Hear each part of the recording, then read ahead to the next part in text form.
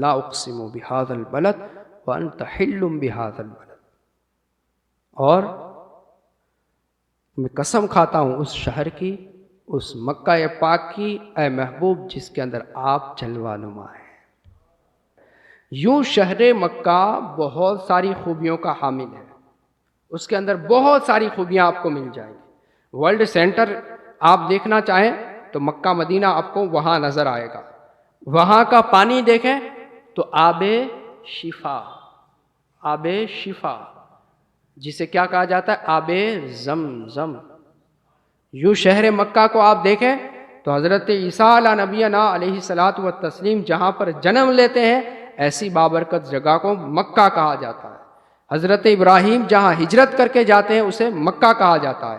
حضرت ہاجرہ جہاں پر اپنی زندگی کا ایام کاٹتی ہے اسے مکہ کہا جاتا ہے۔ حضرت ابراہیم کے بیٹے حضرت اسماعیل جہاں پر تربیت پاتے ہیں اسے مکہ کہا جاتا ہے۔ خانہ کعبہ یوں بھی عظمت والی جگہ اور خانہ خدا اسے کہا جاتا ہے، لیکن اللہ کہتا ہے میں قسم عیسیٰ کی نہیں کھا رہا، میں قسم ابراہیم کی نہیں، اسماعیل کی نہیں، اپنے گھر خانہ کعبہ کی نہیں، محبوب میں قسم کھاتا ہوں وَأَنْتَ حِلٌّ بِهَذَا الْبَلَدِ، جسے کہتے ہیں تیری قسم، محبوب تیری قسم۔ یہ کیا ہے؟ یہ شان محبوب کی بڑھانا ہے۔ حضور پاک کے رتبے اور مرتبوں کو ان صورتوں کے اندر بیان کیا گیا ہے۔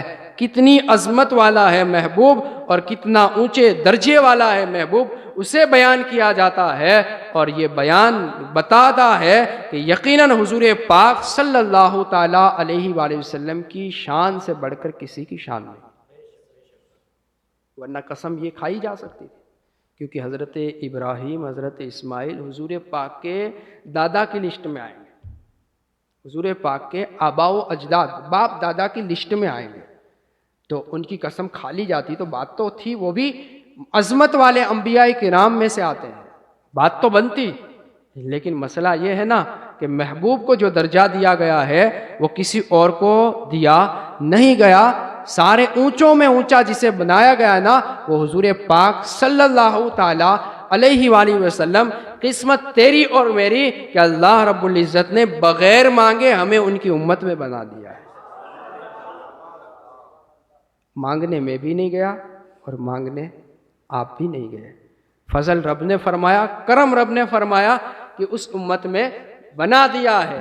بہت ساری اپنی زندگیوں کے اندر ہم نقص عیب تلاش کرتے ہیں، یہ نہیں ہے، وہ نہیں ہے، یہ نہیں دیا گیا، ایسا نہیں ملا، بڑے بڑے مال والوں کو، حسن والوں کو دیکھ کر کے ہم اپنے اندر خامیاں ڈھونڈتے ہیں اور اپنی ہمتیں ہار جاتے ہیں، احساس کمتری کا شکار ہو جاتے ہیں۔ کیا یہ کم ہے کہ اللہ نے تجھے محبوب پاک کی امت کے اندر بنایا ہے؟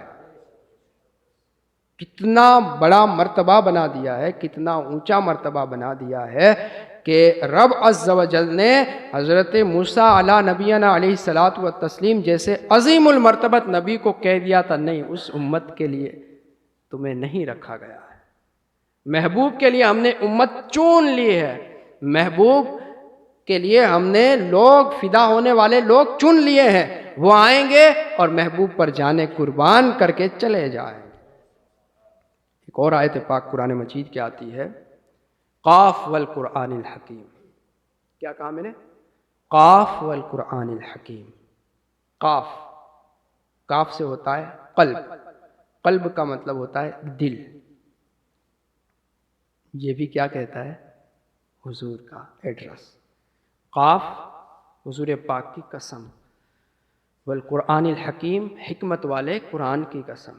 اور اس کے اندر جو خوبی بیان کی ہے نا مفسروں نے، وہ کہا قرآن جو کتاب ہے نا، اللہ رب العزت نے قرآن مجید فرقان حمید کے اندر ایک آیت پاک ارشاد فرمائی ہے کہ اگر ہم اس قرآن کو پہاڑ کے اوپر نازل کرتے تو پہاڑ ریزہ ریزہ ہو جاتا، لَرَأَيْتَهُ خَاشِعًا مُتَصَدِّعًا مِّنْ خَشْيَةِ اللَّهِ۔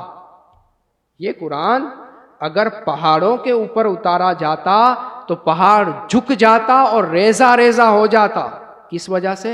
رب کے خوف سے، کلام کی عظمت کی وجہ سے۔ اب محبوب کا قلب پاک جسے قاف کہا گیا، محبوب کا دل اتنا مضبوط ہے کہ قرآن جبرائیل ڈائریکٹ لے کر کے محبوب کے قلب پاک پر اتارتے ہیں اور قلب کو فرق نہیں پڑا کرتا۔ حضرت موسیٰ ایک تجلی دیکھیں غش کھا جائیں، لیکن محبوب روبرو کھڑا ہو، دیکھا کرے، رب کے جلووں کا دیدار کیا کرے، اور وہ دیدار کرتا ہی رہے۔ ما زاغ البصر وما طغى، یہ رب کا ہے، نظر دیکھتی رہے، وہاں پر غش کھانے کا مسئلہ ہی نہ آئے۔